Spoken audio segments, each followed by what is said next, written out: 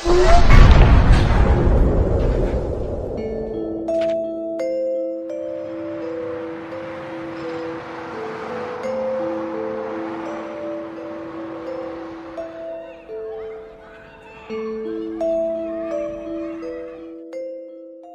ini bernama Sang Hyun, seorang pekerja pabrik yang hidup berdua bersama Sujin, putri semata wayangnya. Istri Sang Hyun telah meninggal sejak Sujin masih kecil, dan sejak saat itu, Sang Hyun harus bekerja keras, bahkan sering lembur, demi mencukupi kebutuhan hidup dan masa depan putrinya. Namun malam itu, ketika Sang Hyun baru saja pulang dari kerja lembur, suasana di rumah menjadi tegang. Sujin kesal dan mulai mengomel karena ayahnya lagi-lagi pulang larut malam. Seperti biasa, bau alkohol yang menyengat dari mulut Sang Hyun membuat Sujin merasa muak. Sujin meluapkan kekesalannya. Ia merasa sang ayah hanya sibuk bekerja setiap hari tanpa pernah meluangkan waktu untuknya. Bahkan, setiap rencana yang dulu pernah dijanjikan selalu gagal ditepati, hanya menyisakan janji demi janji yang tidak pernah terwujud. 또 까먹었어? 야근 때문에. 못 오면 못 온다고 연락을 해야 될 거 아니야. 맨날 이게 뭐야? Keesokan paginya, mereka menjalani aktivitas seperti biasanya. Sujin berangkat ke sekolah, sementara Sang Hyun bersiap-siap untuk pergi bekerja.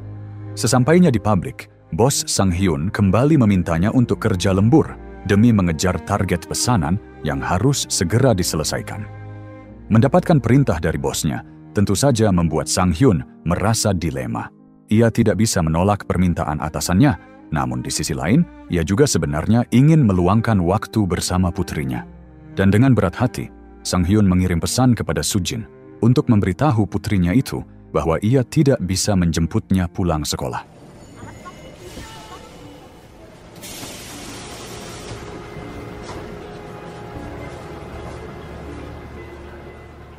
Malam itu, hujan turun cukup deras.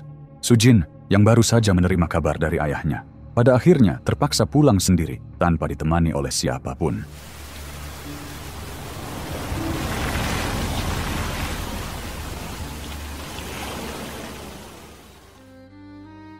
Beberapa jam kemudian, Sang Hyun akhirnya pulang kerja.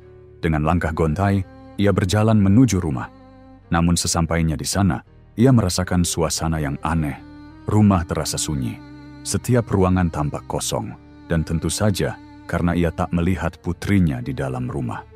Sang Hyun yang mulai bertanya-tanya kemana Sujin sebenarnya, pada akhirnya tak bisa melakukan apapun selain mencoba menelepon putrinya.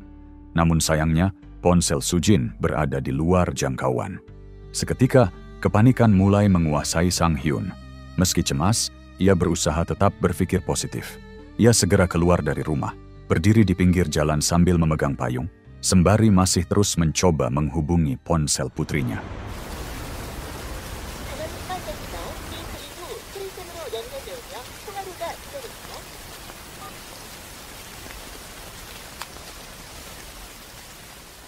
Tanpa terasa, waktu terus berlalu. Hujan semakin deras, malam semakin larut, namun Sujin tak juga muncul. Dan untuk pertama kalinya, Sang Hyun merasa benar-benar tak mampu berbuat apa-apa. Sementara itu, di sebuah pemandian tua yang telah lama terbengkalai, polisi menemukan mayat seorang gadis remaja tanpa identitas. Mereka menduga gadis itu adalah korban pemerkosaan dan pembunuhan.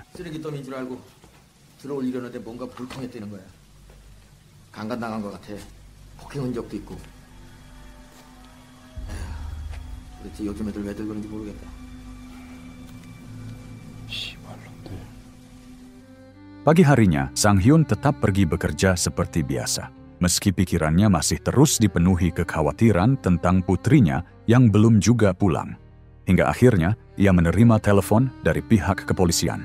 Sang Hyun diminta untuk segera datang ke kantor polisi untuk mengidentifikasi jenazah seorang gadis yang ditemukan tewas malam sebelumnya. Namun pada awalnya, Sang Hyun mengabaikan panggilan tersebut.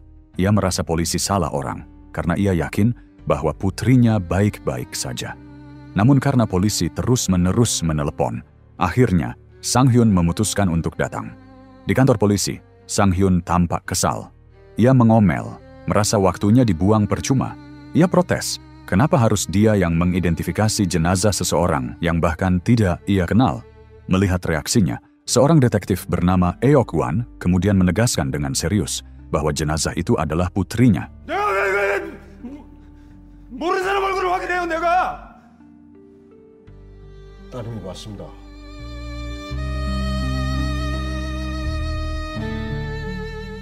Sang Hyun lalu masuk ke ruang identifikasi. Saat kain putih itu disibakkan, seketika matanya membelalak dan tubuhnya kaku. Ia hanya bisa terdiam tanpa mampu mengucapkan sepatah kata, masih mencoba menyangkal, berharap ini hanyalah mimpi buruk. Namun kenyataan berkata lain, sekuat apapun ia mencoba menyangkal, tetap saja yang terbujur kaku di depannya adalah putri yang paling ia sayangi.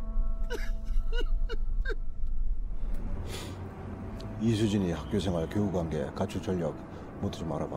수진이 가출 같은 거 한 적 없다잖아요. 착한 애 같은데. 부모들 다 그렇게 얘기해. Polisi pun segera memulai penyelidikan atas kematian Sujin yang kini dikategorikan sebagai kasus pembunuhan di lokasi pemandian terbengkalai. Seorang polisi muda yang ditugaskan khusus dalam kasus ini menemukan petunjuk awal. Di malam Sujin terbunuh, seseorang melaporkan keberadaan sebuah mobil sedan hitam berjenis Prince yang terlihat mencurigakan karena menyalakan lampu hazard di dekat lokasi kejadian. 그날 밤에 이 근처에 비상깜빡이 켜고 계속 맴도는 차가 있었대요. 차종은 검정색 프레스라고 하고요. 이수진이 실종된 시간하고도 비슷합니다. 프레스? 예. 헬스터 직원이 하도 오래된 차라서 몇 번씩 도니까 봤나 봐요. Sejak hari itu, Sang Hyun berubah drastis. Ia sering melamun dan tak lagi masuk kerja. Setiap hari, ia mendatangi kantor polisi hanya untuk menanyakan perkembangan kasus putrinya.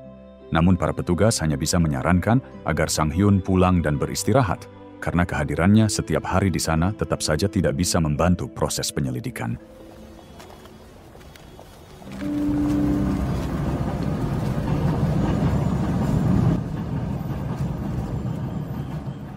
Di sisi lain, kehadiran polisi yang tersebar di berbagai sudut kota mulai menarik perhatian warga. Kasus kematian Sujin menjadi bahan pembicaraan di mana-mana. 건설역에 경찰도 쫙 깔렸던데 뭔 일 있나? 못 들었어요? 요 앞에 그 목욕탕 그 중학생 여자애 하나 죽었잖아요. 어? 그냥 죽은 것도 아니고 성폭행을 당했다나 봐. Sementara itu, seorang bocah laki-laki bernama Min Gi yang baru saja pulang sekolah menemukan sebuah brosur berjudul Mencari Saksi Mata. Dan saat melihat brosur itu, Min Gi langsung teringat pada malam kejadian. Saat itu, dua orang temannya melihat seorang gadis SMA mengenakan syal merah. Dan saat itu juga muncul niat jahat dalam benak mereka, di mana mereka menculik, memperkosa, dan kemudian menghabisi gadis malang tersebut. Di sekolah, Min Gi mendapat ancaman dari dua temannya. Mereka memperingatkan agar Min Gi tidak membuka mulut tentang apa yang telah mereka lakukan, karena jika tidak, mereka akan menyeretnya ikut bertanggung jawab dalam aksi itu. Salah satu dari mereka, bernama Cheol Yong, mencoba menenangkan Min Gi, mengatakan bahwa semuanya akan baik-baik saja selama mereka tetap diam. Ia menambahkan, ini bukan pertama kalinya mereka melakukan aksi seperti itu, dan sejauh ini semuanya selalu aman tanpa ketahuan. Cheol Yong bahkan menertawakan polisi, mengklaim bahwa polisi Korea takkan pernah bisa membuktikan bahwa merekalah pelaku yang sebenarnya. Namun di dalam hatinya, Min Gi tetap diliputi rasa takut, karena tentu saja korbannya sampai meninggal. Min Zi yang diliputi kebimbangan sempat berpikir untuk menelepon polisi, namun rasa takut masih menahannya. Saat itu, ia membuka sebuah tas dan mengambil sebuah ponsel yang ternyata adalah milik Sujin. Ponsel itu masih menyala, dan di layar tampak notifikasi pesan-pesan yang belum terbaca. Min Gi menatap layar itu lama, seolah sedang berjuang antara rasa bersalah dan ketakutan. Malam harinya seperti biasa, Sang Hyun kembali mendatangi kantor polisi. Ia duduk terdiam dengan wajah lunglai, namun masih memendam harapan. Detektif Eok Gwan yang melihat Sang Hyun hanya bisa menarik napas berat. Ia kembali menyarankan agar Sang Hyun pulang dan beristirahat. Dengan tenang namun tegas, sang detektif mengatakan bahwa ia berjanji akan menangkap pelakunya. Sang Hyun mengangguk lemah dan bersiap untuk pergi. Namun saat ia hendak melangkah keluar, tiba-tiba ponselnya berdering. Sang Hyun buru-buru memeriksa ponsel itu. di mana sebuah pesan masuk membuat wajahnya berubah tegang. Dan tanpa mengatakan apapun pada detektif Eok Guan, ia pun segera pergi meninggalkan kantor polisi. 집에 가셔서 기다리세요.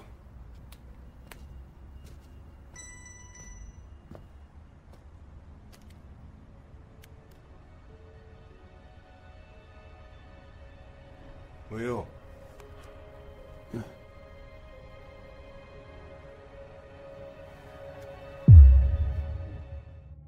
Sesampainya di rumah, Sang Hyun segera membaca pesan misterius yang barusan masuk ke ponselnya.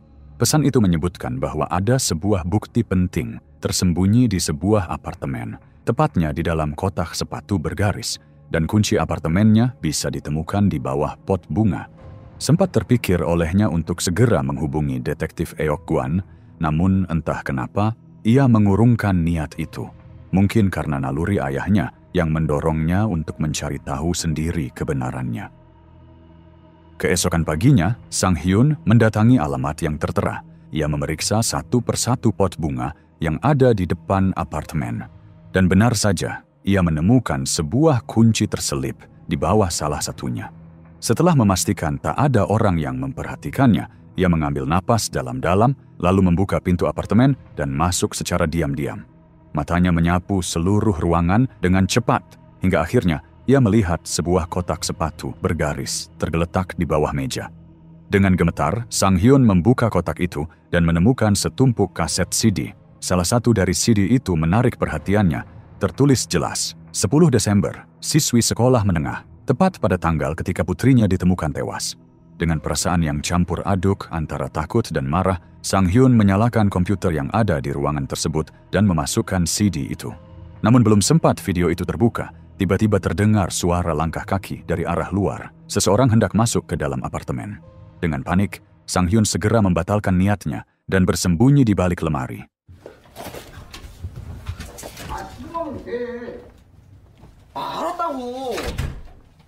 Tak lama kemudian, pintu terbuka dan masuklah seorang bocah laki-laki, usia sekitar 15 tahun, mungkin seumuran dengan Sujin. Anak itu tampak kaget melihat komputer sudah menyala, lalu tanpa curiga ia duduk dan memutar video yang ada di layar.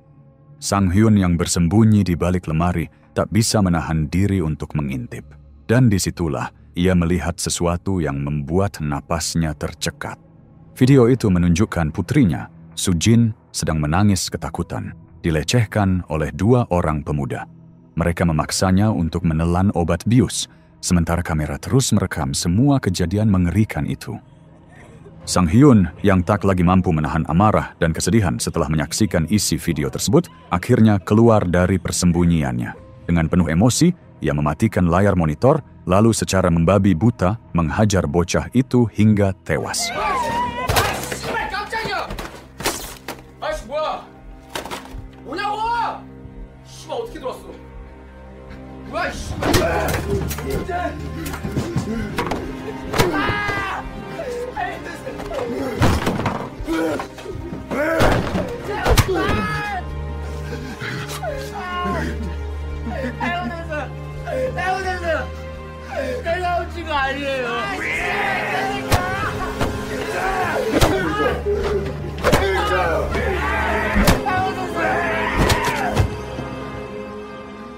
Sementara itu, di tempat lain, polisi muda yang terlibat dalam penyelidikan memberitahu detektif Eok Guan bahwa sinyal ponsel milik Sujin sempat aktif tadi malam dan ia berhasil melacak lokasi terakhir ponsel tersebut. Tak lama kemudian, seorang petugas lainnya datang membawa kabar baru. Identitas para tersangka telah ditemukan. Salah satu di antaranya ternyata berasal dari lingkungan sekitar, bocah bernama Cheol Yong yang tanpa diketahui polisi baru saja dihabisi oleh Sang Hyun. Tepat setelah Sang Hyun menghabisi Cheol Yong, sebuah suara notifikasi terdengar dari ponsel bocah itu. Sebuah pesan masuk dari temannya, Jo Dusik. Dalam pesan tersebut, Dusik menyuruh Cheol Yong untuk segera datang ke stasiun Gangneung. Tanpa membuang waktu, Sang Hyun langsung bergegas menuju stasiun tersebut, berharap bisa menemukan Dusik, pelaku lainnya yang mungkin terlibat dalam kematian putrinya.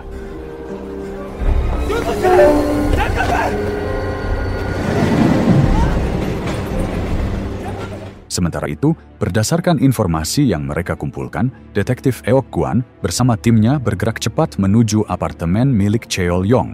Namun sesampainya di sana, mereka dikejutkan oleh pemandangan mengerikan. Tubuh Cheol Yong ditemukan sudah tak bernyawa, bersimbah darah tergeletak di lantai.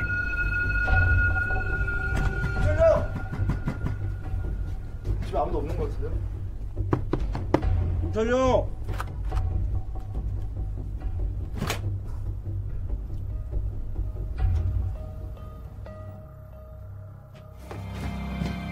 김철룡! 임마! 선생님 오셨습니까? 장인수학 있어. 선생님 안쪽에 계십니다. 넌 또 왜 그래? 아 정말 미치겠지 진짜. 뭐 좀 나왔어? 너는 뭐라고 생각하는데? 뭐라고 생각하기는 씨발 100% 원한이지. 뭐야? 우리 아리 그냥 틀려버렸다. 어? 봐라. 뭔 소리야 그게? 틀려버렸다니까.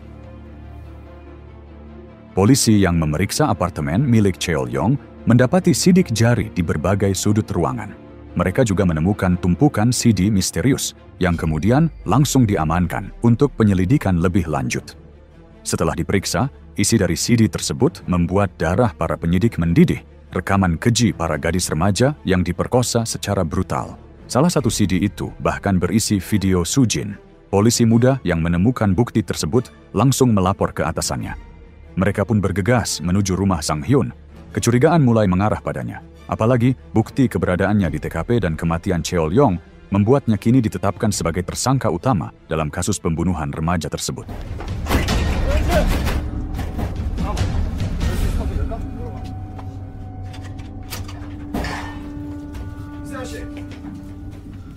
지금부터 이상현은 피해자가 아니라 살인사건 용의자다. 복수하는 것 때문에 김철룡이 죽인 거면은 나머지 위험해. 벌써 다 한 거 아니에요? Sementara itu, Sang Hyun terus berusaha melacak keberadaan Dusik melalui ponsel milik Cheol Yong. Namun upayanya terhenti karena ponsel itu tiba-tiba mati.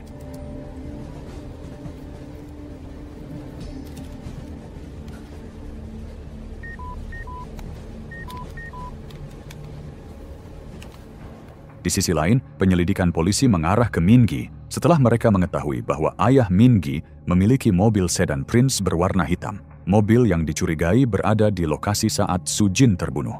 Min Gi akhirnya diinterogasi. Dengan penuh ketakutan, ia mengakui bahwa malam itu ia mengantar Cheol Yong dan Dusik menggunakan mobil ayahnya. Mereka hendak menguji obat bius yang baru mereka dapat, dan Sujin dijadikan kelinci percobaan. Min Gi mengaku hanya mengantar mereka hingga ke depan bangunan pemandian tua. Ia tidak ikut masuk dan mengaku tidak tahu apa yang terjadi di dalam setelah itu. Tapi satu hal yang ia tahu, Dusik sempat menyebut akan pergi ke pantai di Gangneung. 너 그날 저녁에 네 아빠 차가 지나갔지? 그치? 어디 갔었어? 그냥 드라이브했어요. 그냥 드라이브 어디에? 너 그날 조두식이랑 같이 있었지? 친구 어딨어? 요새 통 못 봤어요. 그리고 친구 아니에요. 너 걔들하고 별로 안 친했구나. 그날도 네가 차 빌려줬니? 아니, 네가 운전했지. 인장 풀어 임마. 그 새끼들이 널 이용한 거야. 뭐라는 거야? 네가 촬영했잖아. 난 잘못 없어요. 난 정말 싫었어요. 그냥 철영이가 약을 구했다고 전 아무 짓도 안 했어요. 목욕탕 앞에 내려주고 그냥 왔어요. 조두식 어디 있어? 어디 있는지는 몰라요. 그냥 저번에 바다 보고 왔다 했어요. Tak lama setelah itu, Eok Kwan mendapat informasi baru. Dusik diketahui menjual video-video pemerkosaan tersebut ke seorang pria bernama Mr. Yang, seorang kriminal kambuhan yang memiliki catatan panjang, termasuk dalam kasus distribusi pornografi. Dan yang lebih mencengangkan adalah Mr. Yang ternyata tinggal di Gangneung. Detektif Eok Kwan yang mendengar informasi itu langsung mengambil keputusan cepat. Ia dan timnya segera berangkat ke tempat tinggal Mr. Yang.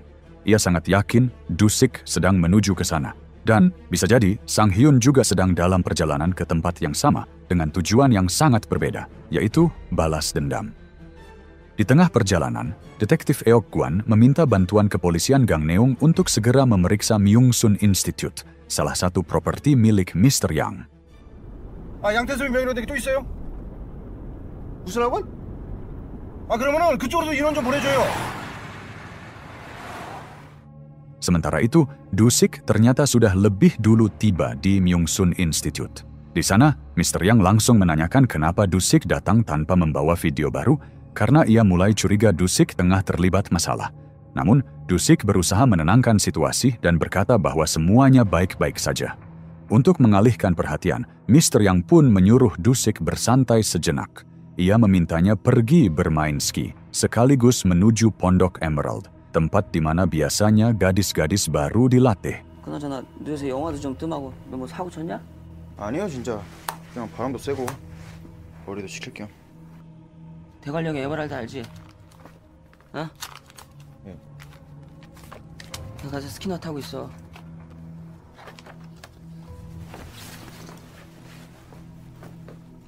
Tak lama berselang, Sang Hyun pun tiba di Gangneung dan langsung menuju Myung-sun Institute. Ia menemui Mr. Yang dan mengatakan bahwa ia sedang mencari seseorang bernama Dusik. Namun, Mr. Yang salah paham, mengira Sang Hyun adalah pelanggan yang datang untuk menyewa gadis penghibur, membawanya ke sebuah kamar. 누구 소개받고 왔냐고요? 저 두식이라고 여기. 두식이요? 아이씨. 따라오세요.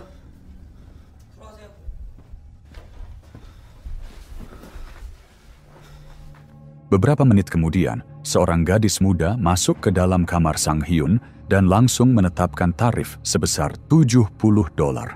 Saat gadis itu mulai membuka pakaiannya, Sang Hyun dengan sigap mencegahnya dan menyuruh gadis itu berhenti. 야, 지금 뭐 하는 거야 너 지금? 왜 이래요? 이런 데 있으면 안 돼. 왜 이래요? 하지 마요. 야!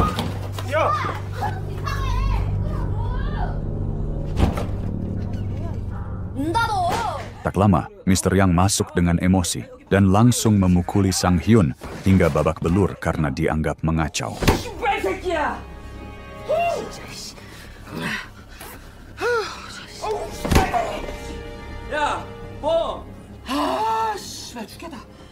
Namun Sang Hyun tidak tinggal diam. Ia mengeluarkan pisau yang sudah ia siapkan, lalu menusuk paha Mr. Yang, memaksanya untuk mengungkapkan keberadaan Dusik.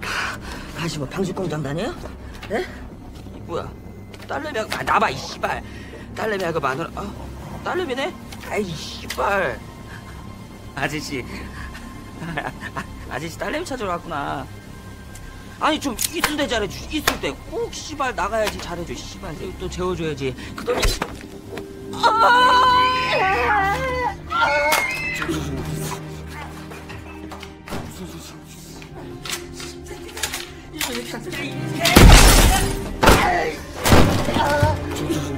Dengan cekikan kuat di leher Mr. Yang, Sang Hyun terus memaksa hingga akhirnya Mr. Yang menyerah dan memberitahu lokasi Dusik.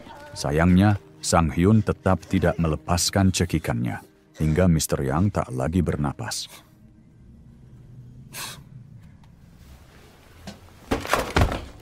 Para polisi Gangneung akhirnya tiba di lokasi Myung-sun Institute. Mengetahui bahwa polisi telah mengepung tempat itu, Sang Hyun dengan sigap melarikan diri melalui jendela belakang. Nafasnya tersengal, tapi tekadnya tak gentar.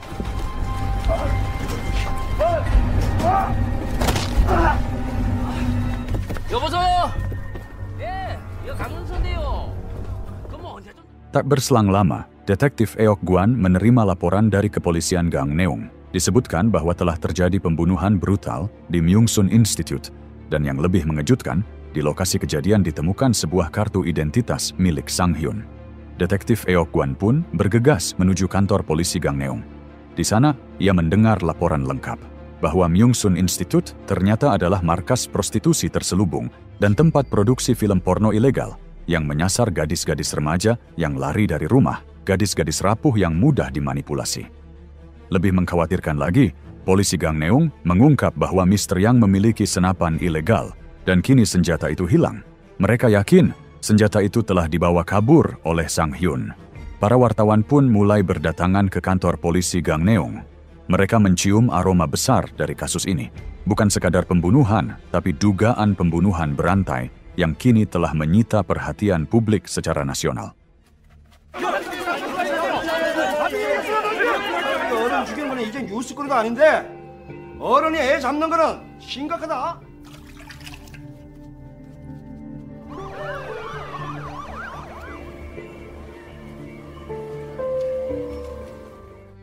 Sementara itu, berbekal informasi dari tuan yang sebelumnya, Sang Hyun pun menuju ke Pondok Emerald untuk memburu Du-sik. Ia mulai mencari-cari informasi dari para penduduk. Barangkali ada yang melihat remaja laki-laki lewat. Salah satu penduduk mengatakan bahwa para remaja biasanya pergi ke resort ski. 누구세요? 사람을 좀 찾고 있는데 17살 정도 되는 남학생 혹시 못 보셨나요? 그런 사람 없는데 손님이요. 글쎄 잘 모르겠는데. 찾아요. 스키장 한번 가보세요. 그 스키장 같은 데 가면 젊은 애들 많잖아요.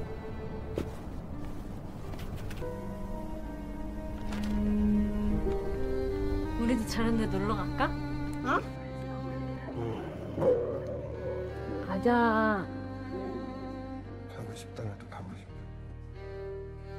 돈 누가 뭐. 아빠.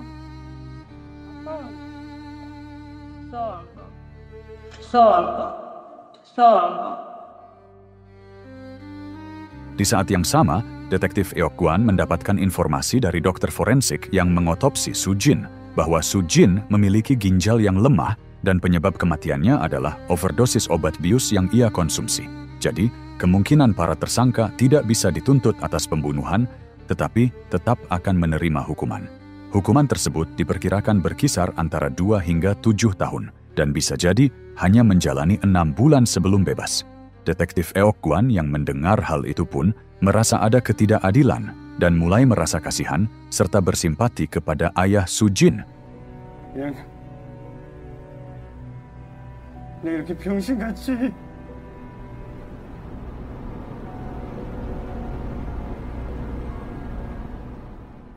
Tak berselang lama, Eok Gwan menerima telepon dari Sang Hyun yang meminta maaf atas perbuatannya dan menyatakan akan menyerahkan diri setelah semuanya selesai.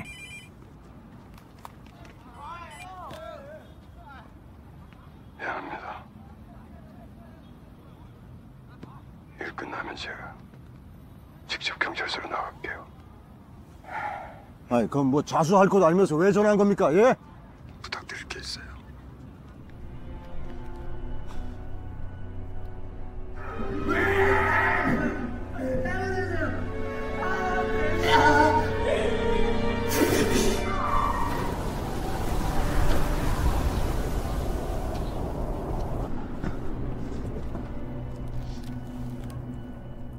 Beberapa waktu kemudian, pihak kepolisian mendapatkan informasi dari para gadis remaja di Myungsun Institute bahwa ada sebuah pondok bernama Emerald yang sering dijadikan lokasi pembuatan film porno oleh Tuan Yang.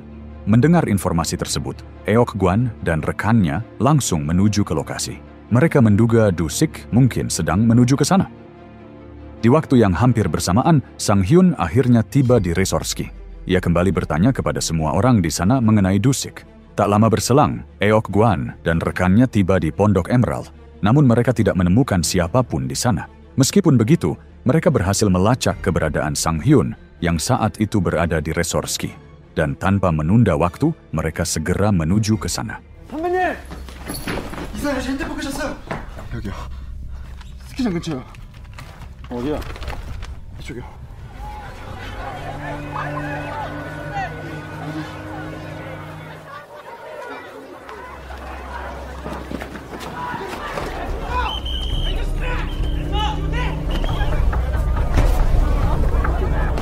Sang Hyun, yang mulai menyadari bahwa polisi sedang memburunya, akhirnya terpaksa melarikan diri dengan menaiki sebuah bus. Namun, siapa sangka, Du-sik ternyata menaiki bus yang sama. Ia juga berniat melarikan diri karena melihat banyak polisi. 오늘 다 짭수가 왜 이렇게 많아? 아, 나 이 새끼들 진짜 씨. 죽여버렸어야 되는데. 아, 씨. Awalnya, Sang Hyun tidak curiga. Tetapi ketika mendengar Dusik menggerutu soal banyaknya polisi dan bersikap mencurigakan, ia pun mulai bertanya mengenai identitas pemuda itu. 왜 그러세요? 왜요? 이름이 뭐야?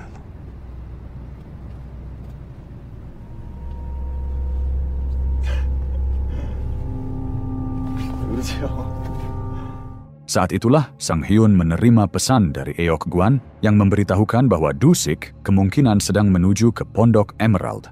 Sang Hyun yang menerima informasi tersebut pun buru-buru turun dari bus dan langsung menuju ke Pondok Emerald, tanpa menyadari bahwa remaja pria yang baru saja diajaknya berbicara di bus tadi adalah Dusik.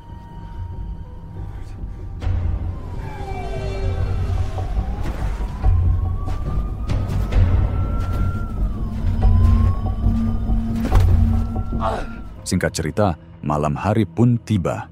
Saat itu, polisi yang telah bersiaga di Pondok Emerald tengah mengintai dan menunggu kedatangan Dusik. Tak lama kemudian, muncullah seseorang. Polisi yang mengira itu adalah Dusik langsung menangkapnya. 근데 우리가 하는 일이라고 하는데요. 집에 들어가서 잡자. 알겠습니다.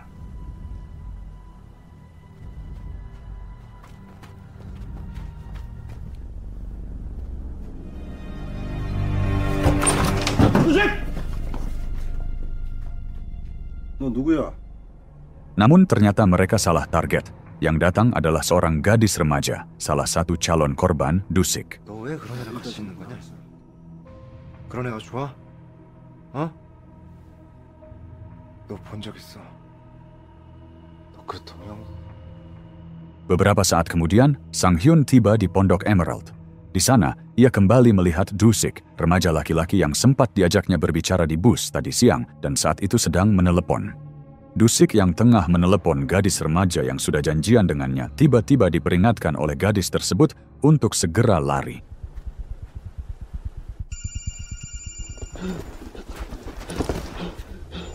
평소처럼 해.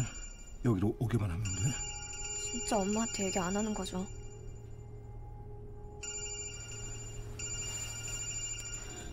아, 씨발년아, 이렇게 늦게 봐도. 뭐야, 전화번호 바꿨어? 아, 그냥 하나 생겼어. 가는데 담배를 안 사왔어. 담배 나왔어? 아니 말이 없어. 무슨 말이 갔다 오게. 민기요.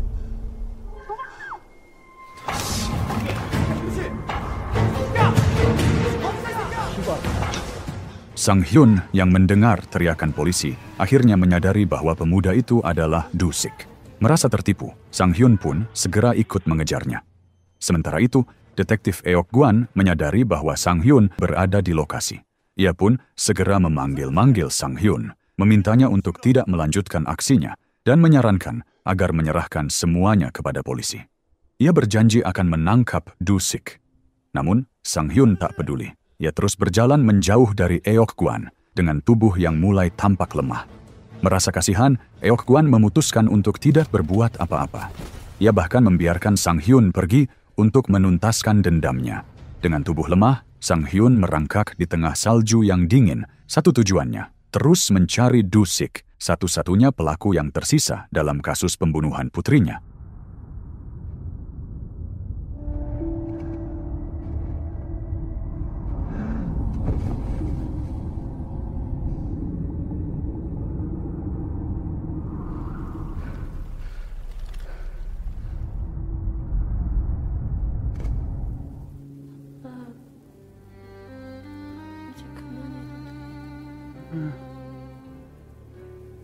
너무 불쌍하다. 내가 그만두면 딸이 너무 불쌍하다. 나도 금방 잊어버릴 거 아니야. 우리 딸 수지가 죽었는데 그게 아무것도 아닌 게 되잖아. 너무 미안하다, 수지라. Sementara itu, pihak kepolisian menyadap ponsel milik Mingi. Pada saat itu, Dusik menghubungi Mingi dan meluapkan kemarahannya karena Mingi tidak memberitahukan bahwa polisi dan ayah Sujin tengah memburunya. Dusik yang sedang diliputi rasa takut mengatakan bahwa ia berniat untuk menyerahkan diri. Namun, ia mengaku membutuhkan uang terlebih dahulu. Mendengar permintaan tersebut, Min Gi tidak menolak. Ia menyanggupi karena memang saat itu ia tengah bekerja sama dengan pihak kepolisian. Dengan pengawalan ketat dari aparat, Min Gi kemudian diarahkan untuk menjebak Du-sik. Keduanya sepakat bertemu di dalam sebuah bus, sesuai titik lokasi yang telah ditentukan. 강릉역 앞에 형사 20명 잠복도 시돼 있고. 너 임마 조두식이 보잖아. 바로 모자 벗어서 우리한테 신호 주고. 알았어?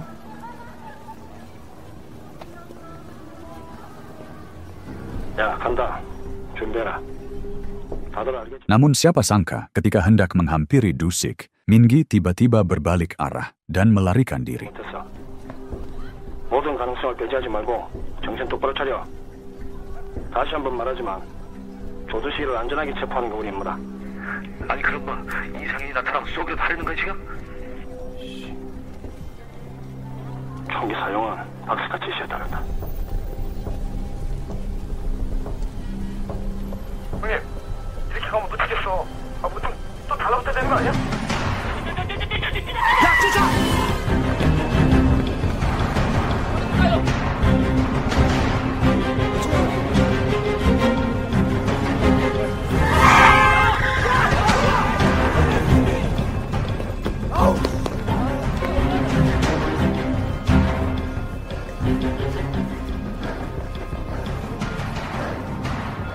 이렇게 늦었어.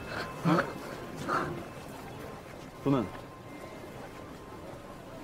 돈은? 이쪽은 안 보여요. 야, 너 가까이 이런 거 먹어봐 지금. 사거리요. 야, 이 새끼 사거리 안 보게 지금. 약 타고. 돈 어딨냐고 병신 새끼야. 이게 사실은 아이씨, 돈 어딨냐고. 돈 어딨냐고. 야. Ketika akhirnya Du-sik melihat langsung gerak-gerik Min Gi, ia segera menyadari bahwa Min Gi telah bekerja sama dengan polisi. Tanpa berpikir panjang, Du-sik pun langsung melarikan diri dari tempat itu.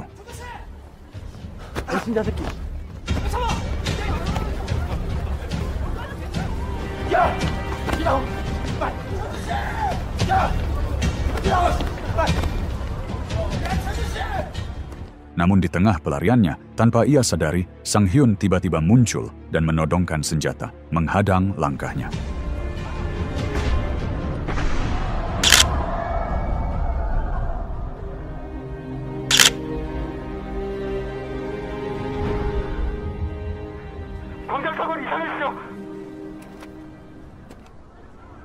Du-sik yang terpojok dan kehabisan arah pelarian hanya bisa terdiam, tak mampu mengucapkan sepatah kata pun. Tak lama berselang, para polisi tiba di lokasi. Detektif Eok Kwan segera menghampiri Sang Hyun dan berusaha menenangkannya, sambil terus memohon agar Sang Hyun menyerahkan semua ini kepada pihak yang berwenang. Namun, situasi memanas.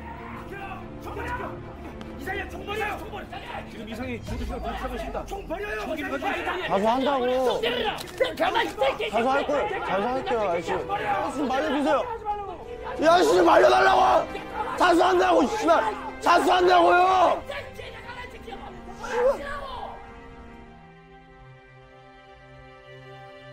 발포 명령 떨어졌다. 다시 말한다. 발포에도 좋다. 애부터 달려. 이상희 씨, 총 버려요. 왜 그랬니? 아니에요. 제가 그런 거 아니에요. 아저씨, 촬영이가. 이상희 씨, 내 말 잘 들어요. 내가 어떻게든 이 새끼 끝까지 내가 책임질게. 그러니까 총 버려요. 내가 약속할게.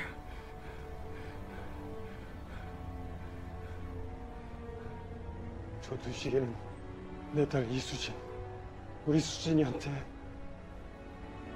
짐승처럼 강간하고 죽인 놈이다. 이런 놈하고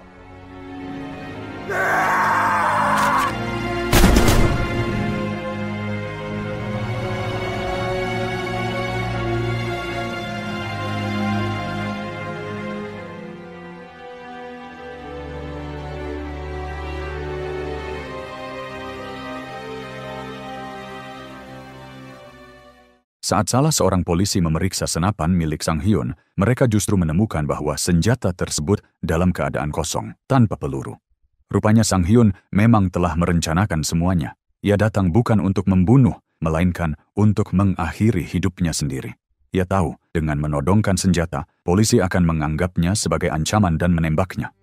Di balik semua aksinya selama ini, Sang Hyun ternyata telah kehilangan harapan hidup.